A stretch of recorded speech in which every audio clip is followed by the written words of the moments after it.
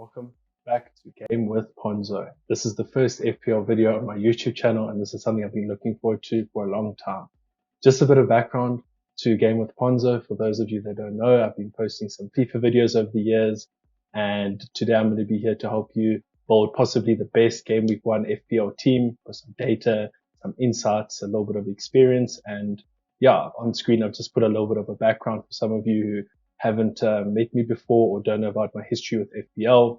I've been playing for close to 10 years or over 10 years. Recently I finished back to back in the top 1% in the world for FPL, which is fantastic. My highest finish in the world was 25k. Was a couple of years ago, but hoping to get back to those levels very soon. And yeah, I have a very interesting play style. I have a mix of safe and risky picks. Try to use data to influence my decisions, and also try to get ahead of the curve, get those low owned assets in that nobody else has as a differentials. And as you can probably see, I'm quite biased, but I try to stay as impartial as I can be. I'm a passionate football fan, as most of us are, and sometimes we leave a little bit too much in Man United, but yeah, we'll try to be impartial in this video and see which are the best assets we can bring in for your teams. More recently, in terms of fantasy games, I finished first in South Africa in the World Cup 2026 fantasy, and also number 72 in the world, which puts me in the top 0.0003%. So as of recent, we're on a good run. Like I said, back-to-back top 1% finishes, and yeah, hoping to continue that and hoping to guide you in today's video with some insights and some data as to building that best FPL Game Week 1 draft.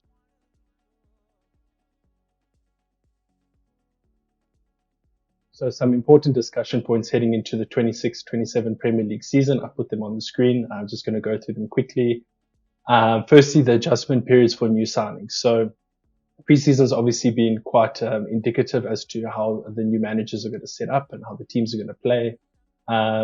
Some of the players haven't even gotten back into full training. Some players are still injured, and some of the new signings that the teams have spent a lot of money on, we don't really know how those teams are going to adjust to their play styles and what their roles are going to be. So just for now, obviously, if the player has been playing during preseason, that's fantastic.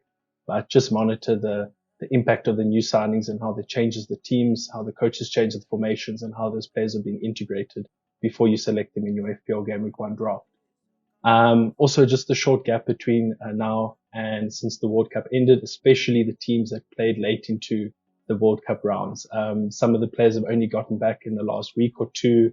For example, Declan Rice or Matheus Cunha, who we know are going to be staples and playing 30 plus games in the Premier League this season.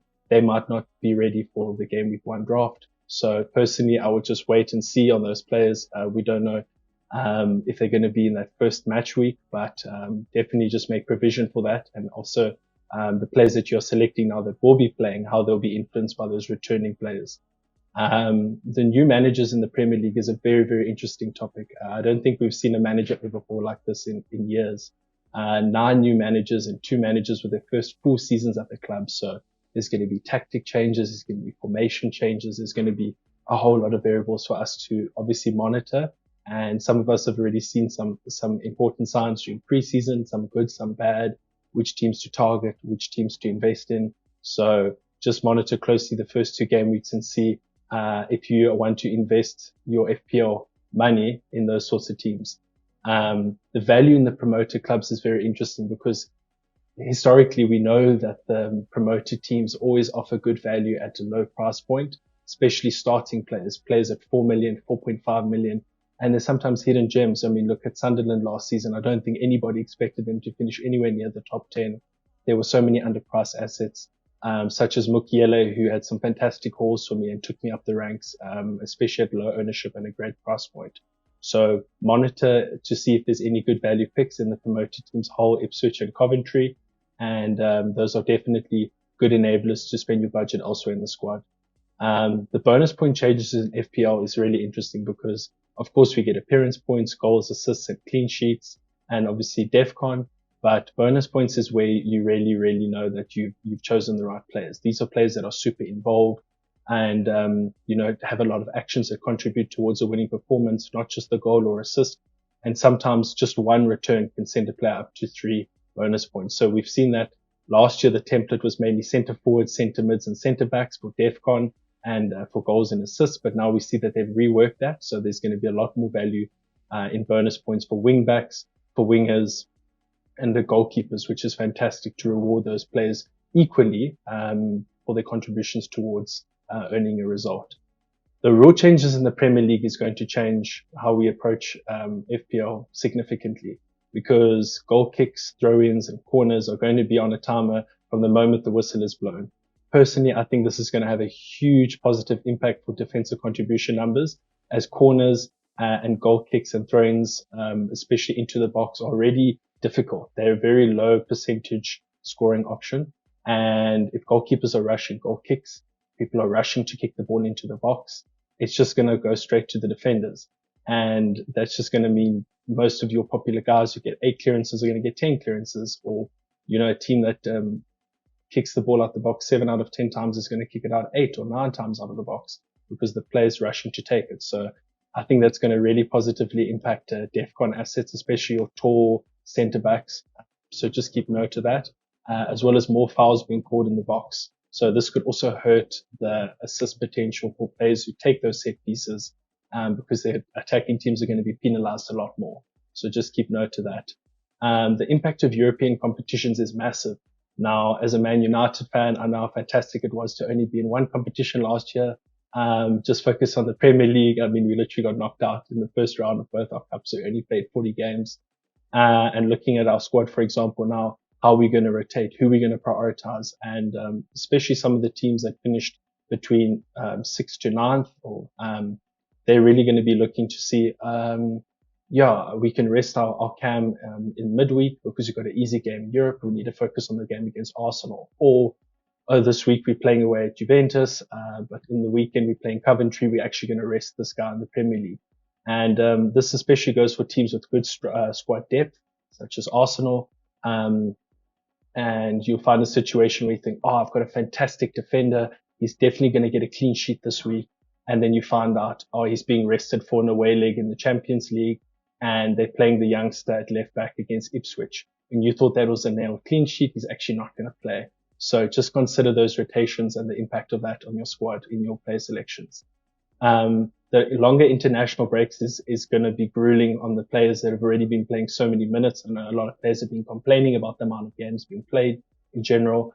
And I think this will require additional team flexibility for you, and potentially an early wild card in game week 5, as we know there's a massive international break coming up there. So just make provision for that, especially guys who are super important to their country, playing 90 minutes for their country. Often you'll find a situation where your players playing for a top international team and they're playing against a smaller international team.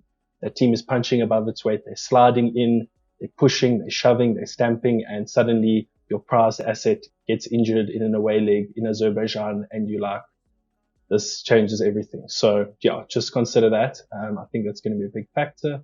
And then also just consider using your chips early. I know most of us spend a lot of time building our game week 1 drafts. We think we've got it all perfect. And 2 weeks in, we're like, what was I thinking? This guy's not playing, or this guy's injured, or the coach is setting up differently to what we saw in preseason. So while you know things and variables are under control, look at using your bench boost, your wild card, your free hit, your triple captain early, before injuries and other things accumulate further down the line. So I think those are just some important things to think about heading into the FPL season. So I believe the Premier League is changing significantly, and we should be looking at defense and DEFCON investments. DEFCON is a really interesting thing that they've added in the game. And as you can see, I put a graph here showing the average goals per match in the Premier League over the last 5 seasons. So we've gone from 2.8 to 2.5, 2.85, 3.28, 2.93, and last season was 2.75. As many of you will know, last season was quite a low scoring FPL season. Many of us got 100, 150, even 200 points less than last season, and might even got a similar rank. So we're expecting the average to go back up this season by about 0.28. My calculations are correct. However, we don't know that. And is this a downward trend? Is it for good? Is it ever going to go back above 3? We'll just have to see. I've made some points of interest here, as you can see on the right, and I've also made a list of players on the left. under 6.5 million this season, and the points that they scored last year. So some very interesting names, some very popular names. Those engaged managers will know those names. And just to take you through some of those points. 90-minute DEFCON assets, they're fixture proof and they can be set and forget picks. So what you will find is you put a player in and you say, my Crystal Palace or my Fulham defenders playing Liverpool, he might concede or he might concede two. That player obviously has the chance of scoring. He has the chance of assisting. He has the chance of getting bonus points. But a bad fixture for a bad team with a great DEFCON asset is almost guaranteed DEFCON. DEFCON is 2 points and puts you hype in the bonus, as you've seen. So would you take a player that gets an assist and a yellow card every week? Totally. Well, that's also 2 points. So if you're a DEFCON magnet, you can play those players in absolutely any game. They tick along points every week, allowing you to chase upside and then spend your money elsewhere. What is interesting about DEFCON picks is they also have a higher floor. So they're not getting 1 to 2 or 0 or -1 points every week. Generally, they're about 3 or 4 with the upside of getting 10, 11, even 12. A clean sheet with DEFCON and bonus and appearance and even a sneaky return, and you're looking at 12 to 15 points for a potentially low-owned asset or overlooked, because we all love goals, we all love assists. It's flashy, it's memorable. Football's a low-scoring sport. We want to chase those moments, especially when you bought an FPL team. You want to see your team thrive. You don't really want to pick a player and say, I hope he gets 10 headers. But maybe we should, because that's more likely. So that's just the way I'm looking at DEFCON this season. What's really interesting about the list I've made on the left here is that in the top 20 assets in the game right now, under 6.5 million, there's 11 defenders, 4 midfielders, and only 1 striker. And most of these players would be classified as DEFCON players. So if you look at that list of the top scorers from last season's points, under 6.5, it's Anderson, it's Guehi, Senesi, Virgil, Tarkovsky. Those first 5 or 6 players, they are all DEFCON assets. They made their points on DEFCON with occasional goals and assists and returns. But maybe we shouldn't be chasing that 6 million or 5.5, a winger or striker that you think, he's going to haul. He probably won't. The first real striker in this list is Dominic Calvert-Lewin at number 20. I know Harry Wilson's there at number 6, and he's a player who I had up for a lot of last season. But is he going to get a free kick on the edge of the box every week? Is he going to get an assist from a corner every week? Is he going to be through on goal every week? Will he convert that chance if he does get it? We don't know that. But what we do know is that people are going to be hoofing goal kicks and corners at these centre backs for 90 minutes, and they're going to be involved. So I think that's just a bit of a changing of the guard. And like I said, tough pitches on paper can be easy DEFCON for assets. The ball is coming at them a lot. Their team's turning over the ball a lot. The other team's forcing attacks. They're desperate. Premier League's got a lot of low block. So yeah, personally, I think we should rethink our approach and really start investing in DEFCON assets.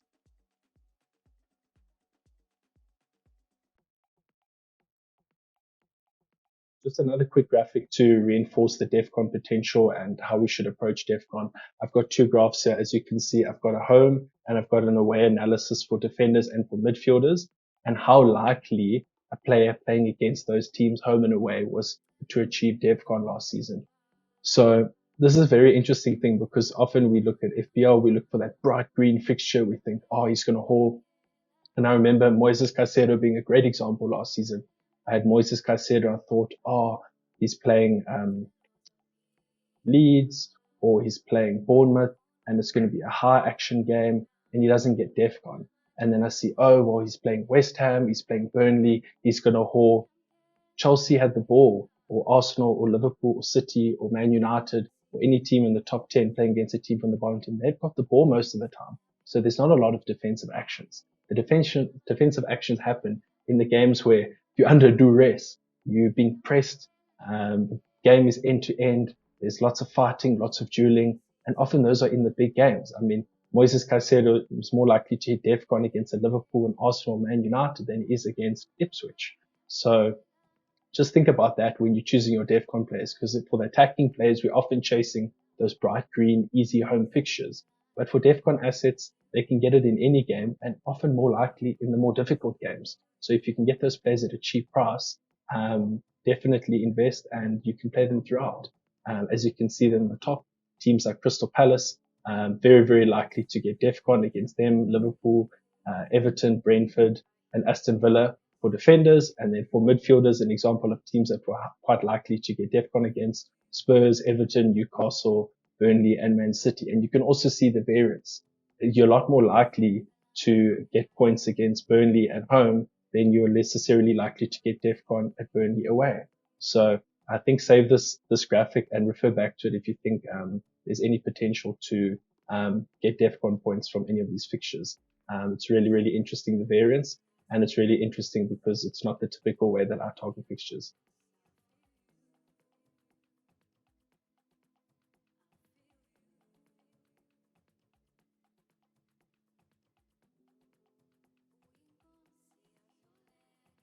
Now moving on to my goalkeeper rankings for FPL 26-27 season. So now entering the statistical part of the video, I've broken down the top 10 goalkeepers that I think you should be starting in your team for FPL Game Week 1. And you're welcome to look through all the detail. I'm obviously just going to go through it briefly and highlight some key points and justify why I think I've ranked it from 1 to 10 the way that I have. Personally, I think values in goalkeepers, it fluctuates between player to player. Some people like to invest and have a set and forget goalkeeper that they don't need to worry about. Other people like to chase for points in their team elsewhere and go super minimum and cheap on their goalkeeper. The one thing you don't want to be doing is making goalkeeper transfers during the season, because it's probably the lowest upside of any transfer. And you know that transfers cost -4 and a hit. So just because a transfer is free every week doesn't mean that transfer isn't worth 4 points. So if you're making a goalkeeper change, you're banking on your goalkeeper getting a clean sheet that week, which we can't know. It's Premier League. Goals, rebounds, bobbles, penalties, anything can happen. So rather just go for a goalkeeper that you really believe in and set and forget him. Personally, I've looked at the 4.5 million goalkeepers as great value this season. I think Verbruggen from Brighton and Kinski from Tottenham Hotspur offer very cheap routes into quite reliable defenses. I think Brighton and Spurs will be quite solid defenses this season. Tottenham Hotspur under De Zerbi definitely shown signs of being a much improved defensive system. And with additions of Van Heck and Senesi in front of him, I only think that will improve the team drastically, as well as Van der Ven, Pedro Porro. These are top players. You put Mateus Fernandes and Sandro Tonali in front of that, it's going to be fantastic. So yeah, personally, I really just think that Tottenham will improve. I know Kinski didn't play a lot of games last season. As you can see, that's why his clean sheets and his volumes are a little bit lower. But he is the number one, and he's probably the most popular with a lot of the FPL experts. I think Verbruggen's also a fantastic goalkeeper. If I'm not mistaken, they had like the third highest or third lowest expected goals against last season. So really, really solid defense. And yeah, I've just highlighted some key metrics: clean sheets, save percentage, goals prevented, saves per 90, and clean sheets. We know the clean sheets are 4 points. We know that 3 saves equals 1 point. And we know that there's improved bonus points for goalkeepers this season. So goalkeepers that are involved a lot, they're tackling, they're winning aerial duels, they're claiming the ball, they're making penalty saves, they're a lot more likely to get contributions. So yeah, this is my personal list. I've also got Lamens, Ryan, Donnarumma in the next tier, the more premium goalkeepers. I think Man United's got a fantastic opening set of games. Sen Lamens is a fantastic goalkeeper, very stable, very reliable, never too high, never too low, something that Man United fans have been crying for a long time. Just a stable set of hands, and his actions are going to be rewarded with bonus points. We saw last season when he had good games, he got bonus points, and there's only going to be more this season. Man United have got a fantastic set of opening fixtures versus Arsenal, who maybe have the 14th best fixture run. So do you want to put Raya there and have a couple of tough games at the beginning, but you're also investing in an Arsenal defense and you know he's not going to get rotated. So that's completely up to you and the value that you place in the goalkeeper position. But yeah, this is my personal list. Also I've got Roofs and Alisson in there, who have, Roofs obviously has a fantastic start, but then the fixtures get a little bit more difficult. As for Alisson, he's got a great fixture run. And what I'll just disclaim with the rest of the video is that I've got the first 4 fixtures there because that's probably the fixtures that you're most likely looking at when building your team. But I've also put the fixture difficulty ranking from 1 to 5, knowing that a lot of people are probably going to wildcard after that or during that period. So yeah, just consider that. Form for some goalkeepers is actually better in the more difficult games, but other people would much rather play against a team that's going to generate low XG and bank that clean sheet. So yeah, I hope that's helped you make some decisions or guide you with regards to the goalkeeper position, which is very polarizing, but I think very important as a set forget pick for your FPL team. Moving on to my budget defender rankings for FPL 26-27, I think this is a very, very interesting area because a lot of people are looking to save money on the defense and chase points in their midfield and their attack. Personally, I think, as aforementioned in the DEFCON section, I think you need to find the balance of investing in your defense, and your midfield, as opposed to just chasing points and goals and assists in attack. If a striker scored every single week, you'd have 38 goals for everybody, but that's not realistic. The best strikers in the Premier League barely crack 20. So that's once every 2 games. You're more likely to get DEFCON almost every other second game than getting a goal every week or a potential haul. You never know when that goal is going to come. But if you're a defender and you know that the other team is going to attack right at them, you're more likely to get DEFCON points. So invest as you may. My personal list, I've got Harry Maguire top. Man United are looking to replace the aerial threat of Casemiro from set pieces, and Harry Maguire has been an absolute staple under Michael Carrick until proven otherwise. He's played almost every minute of every game, and he just scored in our most recent friendly. So we know that Bruno's going to be looking for him. We know that he's an aerial threat. We know that he's got a history of scoring headers, which is an amazing upside to chase. And as you can see, he's also got about a 42% DEFCON hit rate, which is fantastic. You want to be going for those guys that are not only averaging high DEFCONs per 90. For defenders, we know that's 10, but also hitting it regularly. So it's no point you getting 9 DEFCONs a game and you're hitting at 30% because your highs are really high and your lows are really low. We want to see people that are consistently in that 9 to 11 range, and we know that we're banking those points for Jam every single week. And if you can couple that with an easy fixture, fantastic, clean sheet points. And if it's a more difficult fixture, you almost know that player is going to be guaranteed DEFCON. Vuskovic is an interesting selection. I've even put him as a graphic on the top right. I think he is an incredible footballer. His numbers in the Bundesliga were fantastic last season, almost 12.5 DEFCON per 90. In preseason, he showed glimpses of that as well. A fantastic DEFCON per 90. And he's shown that he's got a great goal threat. He's a target from set pieces. He's an incredibly smart footballer. And Brighton's a really, really solid defense. We just need to monitor his minutes and his involvement with Lewis Dunk and the whole Brighton defense. Will they play Boskali? Will they play any of their new signings? How they're going to set up? But I think he's a great, great asset. I've also got Muharemovic as a new signing for Leeds. He scored a bicycle kick in preseason. If that doesn't excite you, I don't know what will. But also a DEFCON monster from the Serie A, averaging over 10.86. Got a fantastic fixture run to start the season, straight into the starting lineup, and also offers goal threat. And then going down the list, players like Van Hecker, Ballard, and Canva are really, really interesting. As you can see, the DEFCON per 90 is really, really high. Canva and Ballard specifically hitting the DEFCON threshold 54 to 64% of the time last season, which is incredible. Not really offering attacking threat, but cheap ways into pretty reasonable defenses. And then, going down the list, we've got Jeremy Jacquet, the new signing for Liverpool.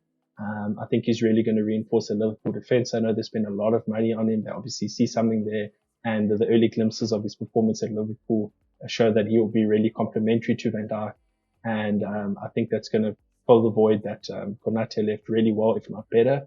And that can only encourage clean sheet points. We know that Van Dijk's also a defender that likes to stay back and hold his position.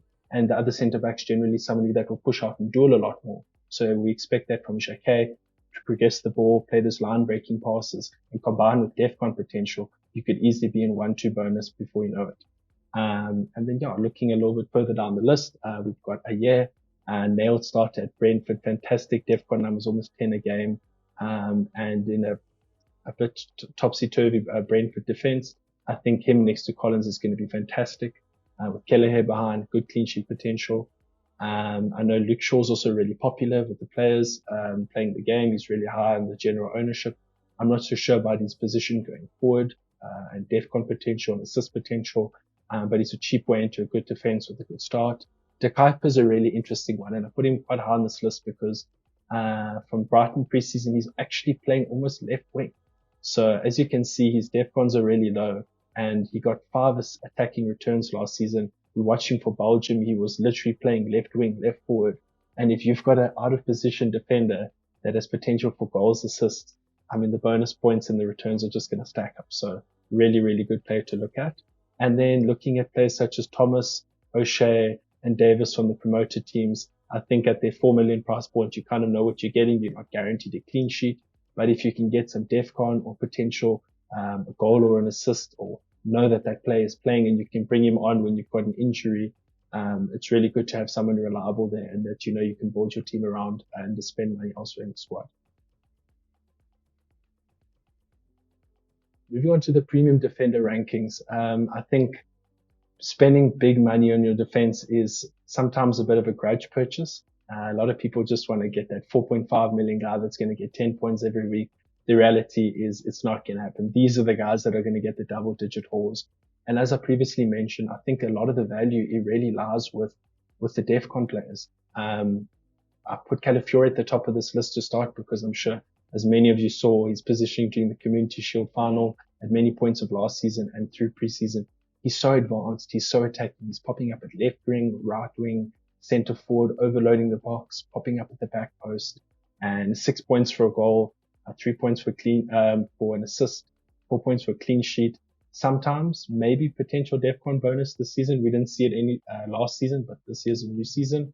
And I think Calafiore is a fantastic way into Arsenal's defense. Seems like the nailed down left back and at a budget price compared to the other Arsenal defenders. Moving down the list to Gabriel, 8 million is insane for defender, but you know what you're getting. You're getting nailed minutes. You're getting threat from set pieces. Gabriel proved to be a surprisingly good DEFCON asset last season. 9 DEFCON per game and a 37% hit rate with 8 goals. I mean, that's why you're paying for that premium and 19 clean sheets. So yeah, I think Gabriel's a really, really expensive player, but if you're willing to invest and set and forget, he's going to reward you over the season with a lot of good points and returns. Virgil van Dijk, as you can see, I believe that Liverpool have the best fixture run in the opening 5 games. We know Virgil van Dijk's a DEFCON magnet, an absolute aerial dueling monster. He also scored a lot of goals last season, 7 goals and assists combined. And I think Liverpool under Iraola are going to play very up and down football, very vertical, and he'll be asked to do a lot more defending. So I think that will only assist with his DEFCON numbers and his bonus points, because we know that Virgil van Dijk is a bonus point magnet. Looking at the Man City defense, Vardy and O'Reilly are the 2 players I'm looking at specifically. A bit of an interesting one because Vardy, obviously being 85 million signing a couple of years ago, most people from Man City probably feel like he's their best defender, the most important player. And he was playing left back many seasons ago, scoring goals, popping up in the box. And now, while he was injured, Nico O'Reilly's come and said, well, that's my position. I mean, they're going to invert into midfield, get involved with actions, and overload the box, popping up at back post. I mean, he scored 2 goals in the FA Cup final, scored many clutch goals and got many clutch assists for Man City last season, popping up in those areas. So just going to find your appetite for, do I want a DEFCON player? Now, O'Reilly only got DEFCON 3% of the time. He played last season where Vardy was 33%, but O'Reilly's got double the offensive returns. So yeah, pick your poison. I think O'Reilly and Vardy will probably be nailed. It's more so who's going to play next to them, if it will be Ruben Diaz or Mark Wehi. But only time will tell. And Maresca is also a new coach and there's a new system there. And then looking down at Mosquera, he played the most minutes in preseason. Fantastic player, great tackler, 98th percentile. In Europe's top 5 leagues for tackling percentage and success, but looks quite likely to potentially lose his place to incoming Ezri Konsa, either at centre back or at right back. So I would just monitor that. Isn't probably a player I would start with in my first draft. And then Senesi and Lacroix and Tarkowski, I just want to speak about quickly, averaging over 10 DEFCON a game. So if you're averaging over 10 DEFCON, that's fantastic. Like, you're getting those 2 points for free. 6, 3, and 5 goal contributions respectively. Big, strong centre backs that are getting their head on crosses. Will that drop because of the increased scrutiny on the time taken on set pieces? Only time will tell. But these are players that you can also put in your team and they're fixture proof. And then looking at players such as Frimpong, Foro, and Munoz, their DEFCON percentage, hit rate, and their numbers are a lot lower. But we know that they're in those teams to attack. Frimpong might even get minutes at right wing, and then also has the potential to get the clean sheet points. And if you get subbed off after 60 minutes, then you bank that clean sheet. So yeah, some really, really interesting players here. Definitely invest wisely. Most of you will probably only choose one or two of these players. So yeah, have a look at the variables and the data that I've got here, and hopefully that guides you to make the right decision for game week 1.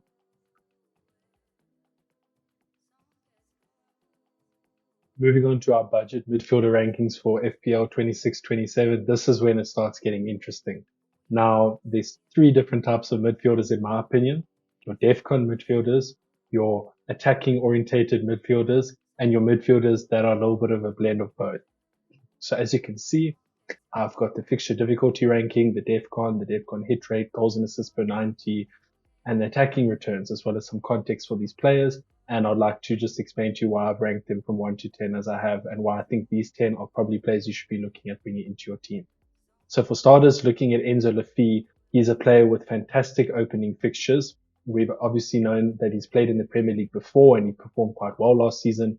22% DEFCON hit rate at about 9.83 DEFCONs per game, which is obviously a little bit below the 12 threshold, which we know that for midfielders it's 12, but they've got recoveries included.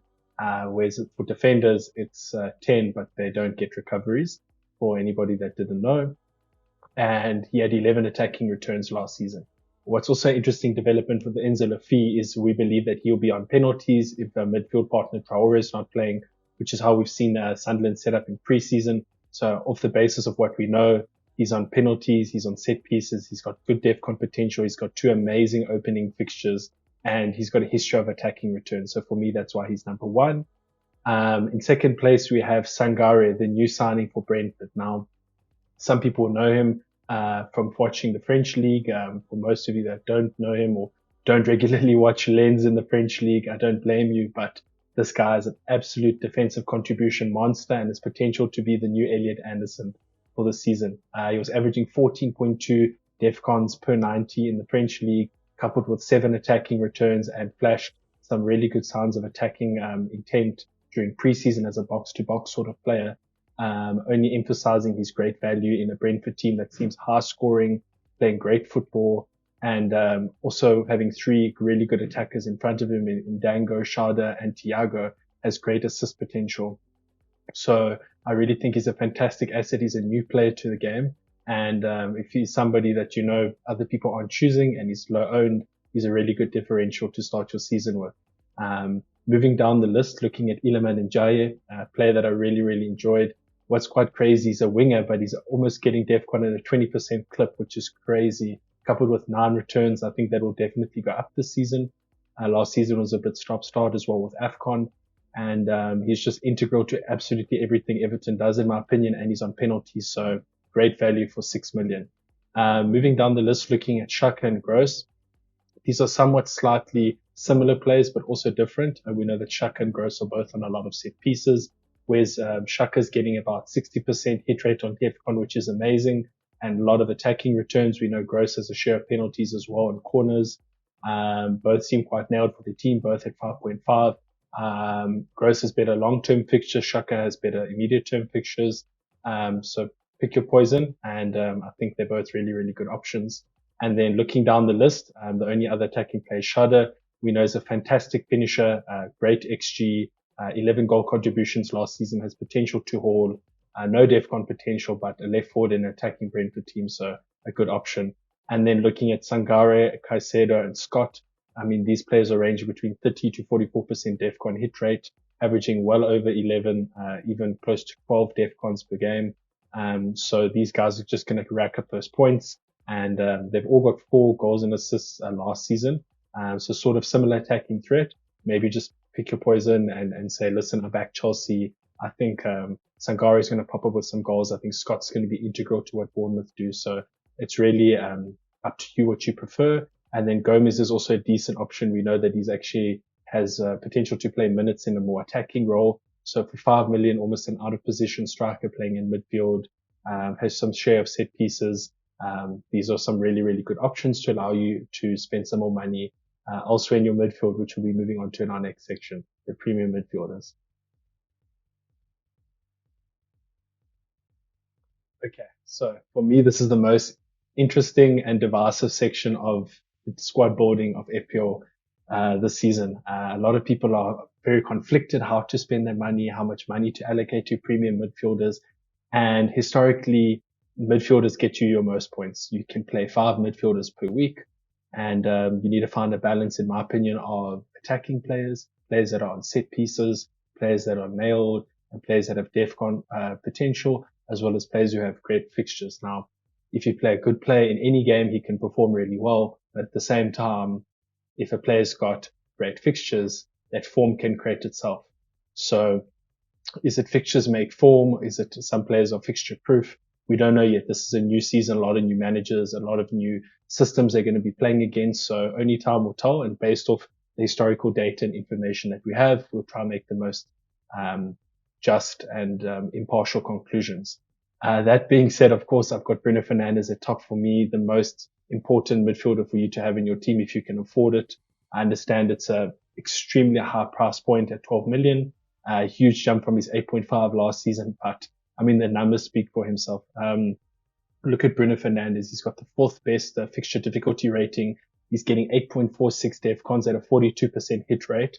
Now, I will caveat that by saying a lot of those DEFCONs were achieved when we were playing the 3-4-3 system under Amorim, and under Michael Carrick, he's a little bit more advanced as a number 10. And that's where the majority of his assists came. And he just went absolutely nuclear as Carrick walked in through the door. He got put in the number 10.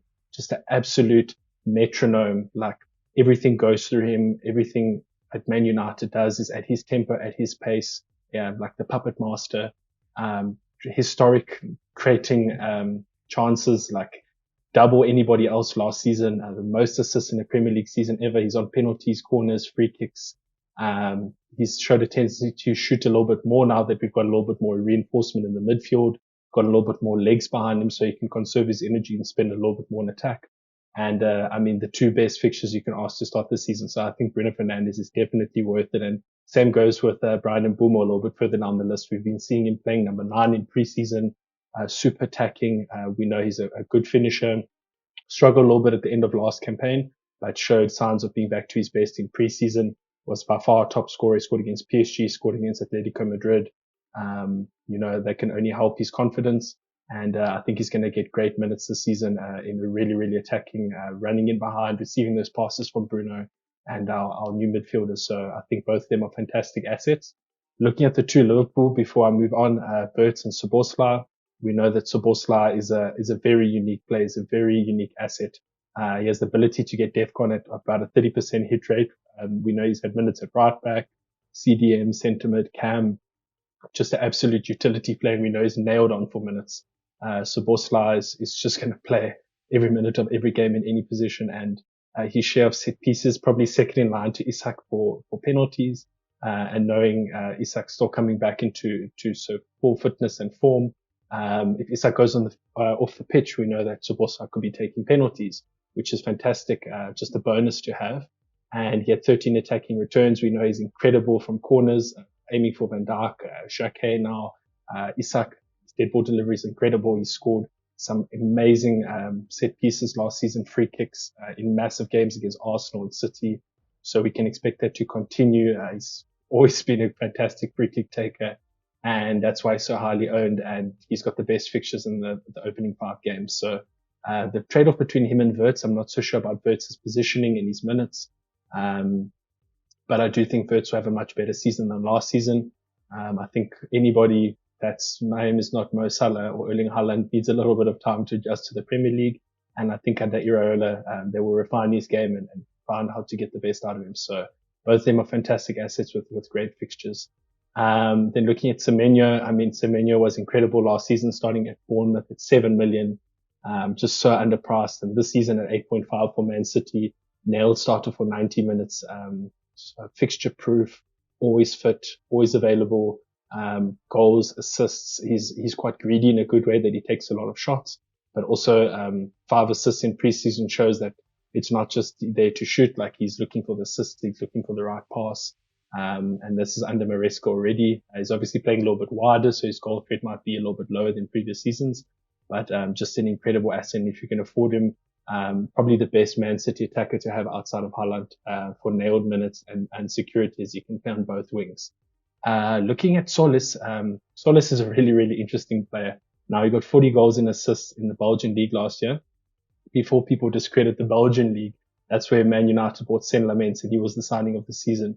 So, early signs from Solis are fantastic. I mean, he's got 7 goals and assists in preseason. He got 2 more assists in the Community Shield final against Man City. Take the game as you may, but he got them. Like he got the 2 assists, 2 great passes, a header at the back post and a good pass to the edge of the box. So very good with both feet, very tricky and technical, seems nailed in Arsenal's attack. Just about as much as anybody right now. We don't know what's going on with Saka and Madueke. We don't know about the midfield rotations, but it seems like Solis is the number 1 option at left wing, and for 6.5 to get the left wing in the reigning league champions as a new signing, it just is a testament to the great player that he is. Looking at Elliot Anderson, I mean, for those of you who've been living under a rock, Elliot Anderson was by far the best DEFCON asset last year. His role will change slightly with Man City as he's not playing in a frantic Nottingham Forest side where he's doing absolutely everything, but just his nature to absolutely get about the park, win duels, win tackles, be really good on the ball for bonus, progressive passing, and also shown potential to get goals, get assists. I remember against Man United, he created 2 assists out of absolutely nothing with 2 fantastic passes. Seems to be on some set pieces for Man City as well. So I think he's got lots of routes to points. I think he's going to be nailed. He's going to play 90 minutes almost every single week. And he's got assist potential. I mean, he's going to be passing to Semenyo and to Haaland as well with the DEFCON threat. So I think he's also a fantastic asset. That's why I ranked him so highly. Harry Wilson, a personal favorite of mine, did wonderful things for my team last year from Fulham. Just a maestro from dead balls, from corner kicks, from set pieces, free kicks. Might even be on penalties potentially if Calvert-Lewin's off the field. Has a great track record. Just being a playmaker, taking long shots. He's got an eye for the fantastic, like score incredible goals and crazy flicks, and he's just got that little magical bit about him. So, I've been very tentative to Harry Wilson, and I think it's a little bit of a different way to approach the Leeds attack if you don't feel like going for Calvert-Lewin.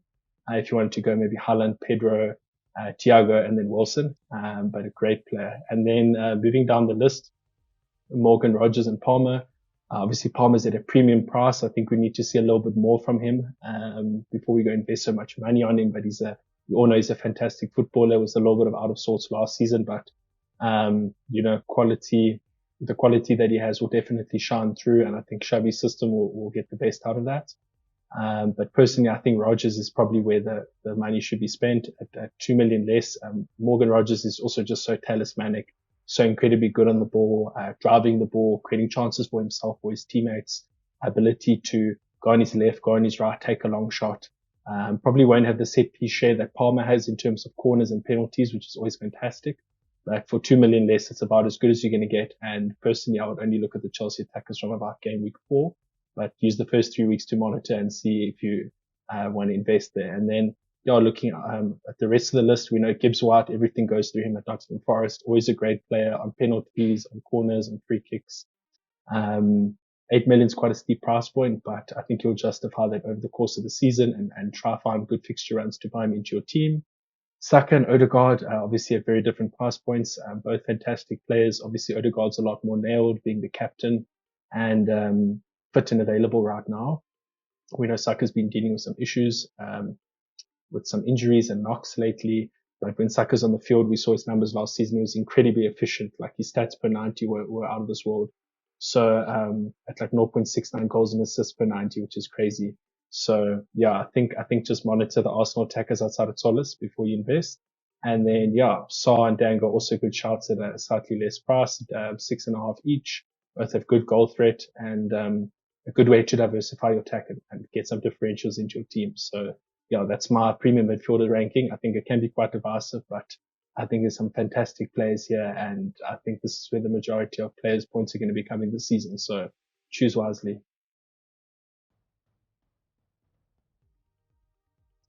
Moving on to the forwards rankings for the season, there's actually quite a void in the Premier League right now for elite strikers, except a certain Mr. Erling Haaland.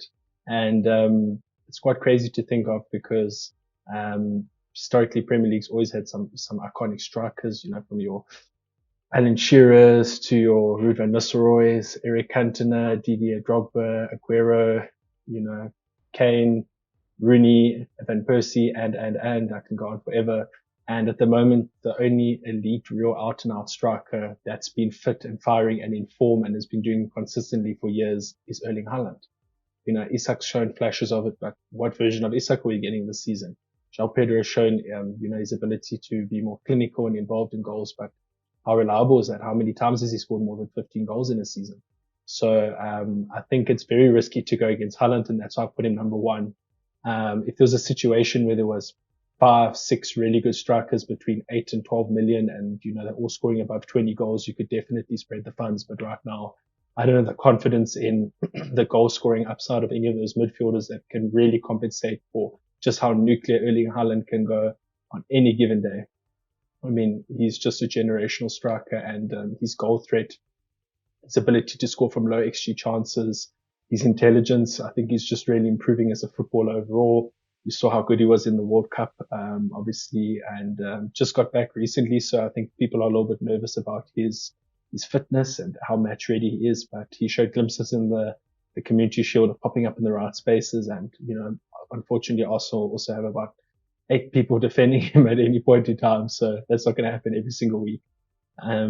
So yeah, I think Erling Haaland is a must for me. I mean, his numbers are ridiculous. 35 goals and assists last season, more than a goal and assist per 90. So for me, he's a lock. And then, João Pedro, he had a fantastic season, last year. He doesn't have the penalties that he used to have at Brighton, but, just his open play goal threat is amazing. And that's what's going to happen. Most of football is open play. And if you can get somebody that's got good open play threat from, creating a chance for himself, or for others, I think João Pedro is very unique in that sense that he can get the ball and he can make space for his own shot, or he can open up and assist somebody else, or just get a toe on something, or get a flick from a header. He's a very smart footballer, always pops up in the right spaces. And, yeah, I think last season, if you didn't own him and he started scoring, you got punished. So those who know about João Pedro know. And, Chelsea are only going to be playing in the Premier League. So he's going to be focusing his energy there. And I think he's going to have a great season. So he's a lock in my team. And then moving down to the next 3 strikers that I would consider for that third spot, unless you're going for a minimum price striker, Calvert-Lewin, Thiago, and Isak. From what I understand, all 3 of them are the primary set piece takers, from penalties for the team. Thiago at 8 million, had a fantastic year last year, 23 goals. A large majority of them were penalties. And, if you watch Thiago, we know that he's not the most efficient striker. He misses a lot of chances, but I'd rather have a striker that gets lots of chances and scores 23 than someone that's clinical and scores 6. So, we know that Brentford's built around him. He's got a good opening run. I mean, Tottenham, Leeds, Sunderland, Bournemouth is quite an attractive fixture run to start off. And he's also been in good form in preseason, just as well as João Pedro. I mean, João Pedro's got 8 goals and assists in preseason, but, Thiago at 4 is not a bad start. And, it's just amazing what he's doing in the current Brentford system. So I think he's also a player that you can bring in your team and just know he's going to tick along every single week.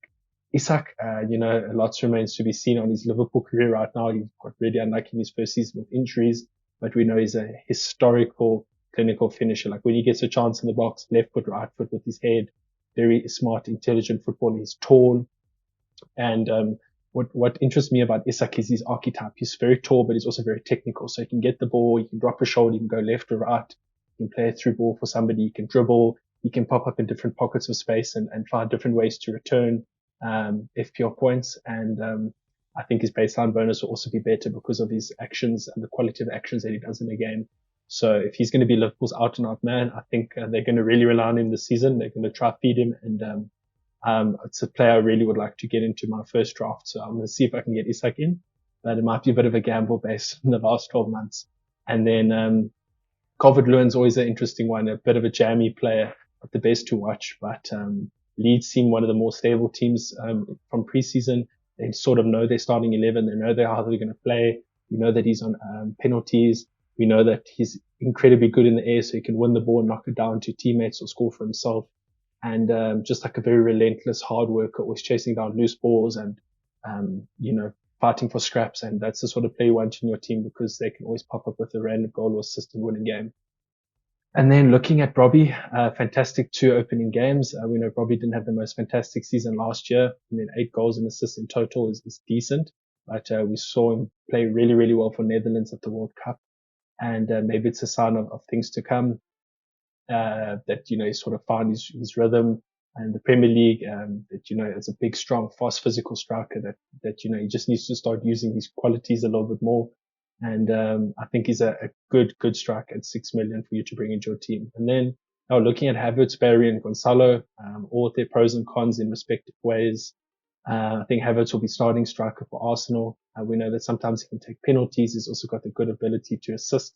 Very unique archetype, late runs into the box, popping up in pockets of space, scoring rebounds, getting his head on things, just scored in the Community Shield. So I think Havertz is a decent shot, but probably not a long-term hold, considering they've got Gyökeres, on the bench. So yeah, I think a decent player to start with for the first few games, but just monitor to see if he's going to be the out and out striker. And then looking at Barry and Gonzalo as sort of more budget picks, if you don't want to have a 4.5. Barry seems to be the number one striker for Everton at the moment. This game against Man City, we came off the bench and he scored 2 is just a testament to the sort of perplexing player that Timo Barry can be. We can see him I think he didn't score for like 10 plus games for Everton, or scored like 1 in 20 or something. And then suddenly he just went on a really good run. So I think he's refined his game. I know he doesn't necessarily get a lot of chances at Everton, but I think Moyes is starting to find out how to unlock him. Big physical presence and actually pretty decent finisher when given the chance. So with a semi-decent run, about the 11th best fixture run to start the season, I think is a good way to differentiate from your opponents and the points that they're accumulating. And then Gonzalo, I mean, he's got the most difficult fixture run of anybody to start the season, but he's going to be the main man for Fulham. And with Harry Wilson and Jimenez that have both left the club, we expect him to be on penalties. We expect the team to be servicing him. He's also playing under Arbeloa, who was the previous Real Madrid coach. They brought him along, so he knows his strengths and how to service him.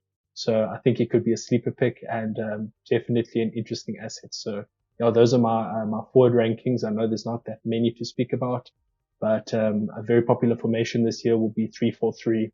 So if you go for a cheap striker like Bobby or Calvert-Lewin or Barry, or do you go for your Haaland, João Pedro, Thiago/Isak and go cheap in the midfield and find those DEFCON assets we spoke about? Completely up to you. But nice to have some options, and it will definitely be interesting because people are going to be shopping the striker market if Haaland starts disappointing early on in the season. But personally, I'm going to start with him. He starts the season strong, and I mean, his name is Erling Haaland, so what was there to say?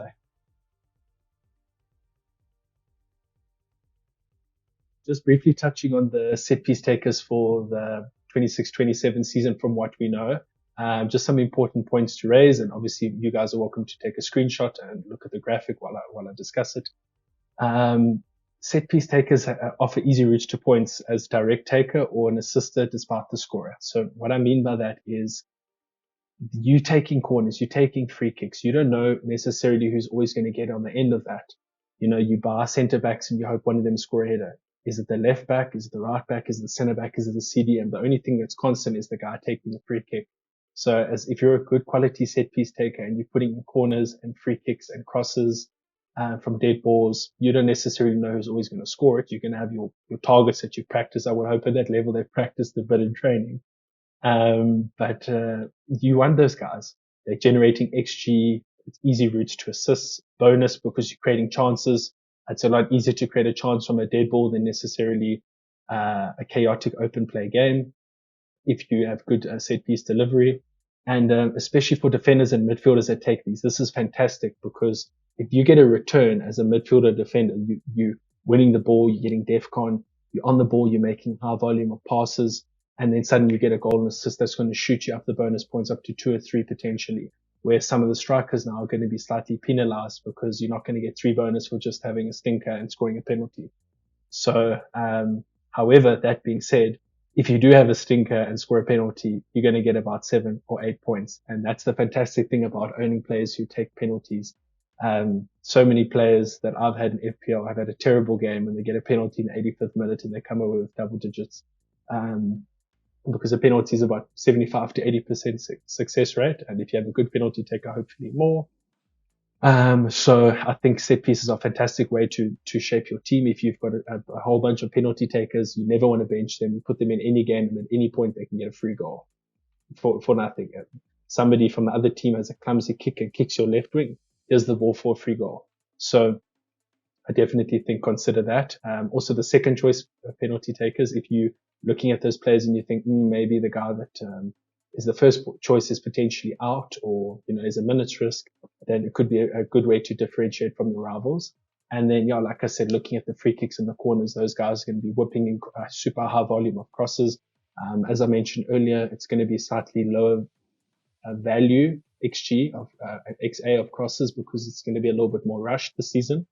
But at the same time, who knows? Maybe that means the defense gets less time to set up. Maybe it creates a little bit more chaos. But definitely great to have players on set pieces. For me, this has been key to a lot of my points hauls and good performances. Really choosing players who are involved with set pieces. And like I said, in the modern game, there's so much emphasis on set plays, long throws, corners, free kicks.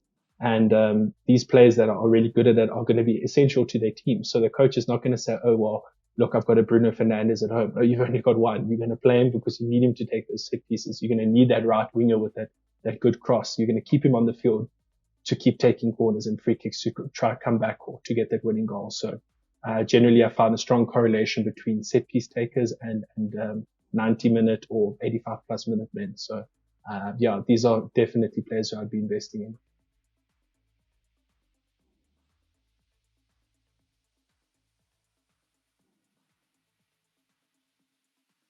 And then, lastly, just moving on to some final tips and suggestions for planning your squad. Today, I'm not going to be taking you through necessarily captaincy picks. I think personally, it's between Haaland, Bruno, and Mbumo for the first game week. I know a lot of people are considering bench boosts and things like that. Early triple captains, early wild cards, all of that. That's completely up to your perusal.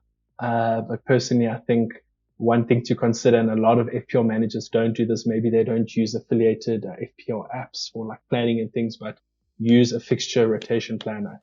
Like if you look at this list that I've just attached now, for some of the sort of outside the top 6 teams, as you can see, Nottingham Forest, Everton, and they might have a good fixture in game week 1, but then game week 2, they've got a difficult fixture. So then you say, okay, well, I've got a Coventry guy on the bench. I can take out my Everton guy in game week 2 and I can bring my Coventry guy in. Then the next week, I've got my Brentford guy playing. So if you can, it's difficult to just try chase points every week, but if you can find a good way to rotate your 4 or 5 midfielders so that every week you've got at least a 3 out of 5 to 4 out of 5 fixture, and then you can bench your players playing the top 6, that would be fantastic. Often we look at the players, we say, oh, this guy's so good. He's such a good player. And then you get to game week 3 or 4 and all of your players are playing a top 6 team. You're not going to get any clean sheets. So just find a balance of choosing the right players, but also find players as fixtures rotate nicely. So like I said, if you look at the fixture, you could have Nottingham Forest and Everton first week. Then you could have Coventry and Fulham or Bournemouth. And then you could have Brentford. And then you could have, a variety of ways to get the optimal 3 defenders each week. So definitely consider that when choosing your assets, especially the cheaper ones. And then, looking at the game week 1 scout selection, good to see all the players on here were on our list discussed today. They've got Kinski in goal from Tottenham, double Arsenal defense with Mosquera and Calafiori, Maguire, who was number 1 on our budget defender list. Kinski was number 2. We've got Mbumo, Fernandes, Szoboszlai, and Solis, which are all in our top 5 for premium midfielders. And then we've got Bobby, Haaland, and Pedro, which were also sort of on our top 5, 6 strikers. And they've given the captaincy to Bruno Fernandes, to Holloway, just to emphasize Hull City look all over the place. They've got a whole bunch of injuries, a lot of like imbalance within their squad right now, and one of the worst teams to probably ever get promoted to the Premier League. All metrics and stats considered, on top of their sort of distribute that's going on within their squad. So, not to be overly confident as a Man United fan, but I think it's time to back Bruno Fernandes, unless of course you watch his interview where they asked him, should we captain you this game week? And he said, no, Captain Brian. So, if Bruno Fernandes is saying Captain Brian, either captain him or get him into your team. So, and then just my closing thoughts before game week 1. Bench boost game week 1 or 2 are perfectly viable and popular. A lot of managers are looking at it. considering there's not a lot of variables or injuries that we don't know of. I mean, most of the injuries and things that are happening right now we know of, and we've seen preseason, we've heard the managers' press conferences, and then just consider the long international break after game week 5. So plan for it. So either stack up some transfers or save some of your chips to react accordingly, because we never know what can happen in the international break, as we mentioned. And then, based on what we chatted about earlier, find a good balance between players with goals and assist rate and DEFCON. If you're just trying to chase DEFCON every week, you're probably going to hit it. If you try to chase goals and assists every week, you're probably not going to get it. Players with goals and assists are probably likely to have a higher upside in terms of bonus, and it's flashy. But find a good mix so that you're ticking along with these 4 or 5 guys, and you're chasing with these 5 or 6 other players. And just find a good balance and allocate your funds accordingly. And lastly, and for me most importantly, just have fun. Like, choose the players you like, enjoy. I know a lot of us are in paid betting leagues. People have put a lot of money in and they're invested. There's a lot of banter. There's a lot of bragging rights that goes into it, but just have fun. If you watch Liverpool, Arsenal, City, Man United, and you want to watch and enjoy it because you've got a certain asset, do it. Like, if you've got a gut feeling about somebody, do it. Like, if you think you've seen something that someone's been super unlucky not to score and you think they're gonna go nuclear, do it. Like, just have fun, enjoy it. And most of the time, managers who take those risks and do something slightly different, they generally get rewarded over time. Play safe with certain picks, take gambles with others, and at the end of the day, it's just a game. It's football. Enjoy it, have fun, and I really hope that this video was informative. I hope that it gave you some guidance and insight into players that you should start the season with. I know it's a lot of information. Obviously, you guys are welcome to go back to any of the sections, take screenshots, pause, look through. And what I will say is I've definitely got a newfound appreciation and respect for a lot of the content creators, the time that goes into making these sorts of videos, the content, the graphics. It's very, very detailed and, time consuming, to obviously give you guys good content and give you valuable insights. That's not things that you've just heard before, seen somewhere else. So I really hope that you guys enjoyed it. I know this is a long first video, a lot of detail to go through, a lot of thinking that needs to go into our final teams, a lot of pressure, deadlines approaching. But, I really, really hope you guys enjoyed it. Thank you for watching. If you still come this far, please subscribe, like, and stay tuned for more. And thanks so much, guys. I really appreciate you guys tuning in, and all the best for the season. And we'll have some more content up soon. So have a good one and enjoy. Let me know if you have any questions in the comment section below. And get busy with those Game Week 1 drafts. Cheers, guys. Thanks so much.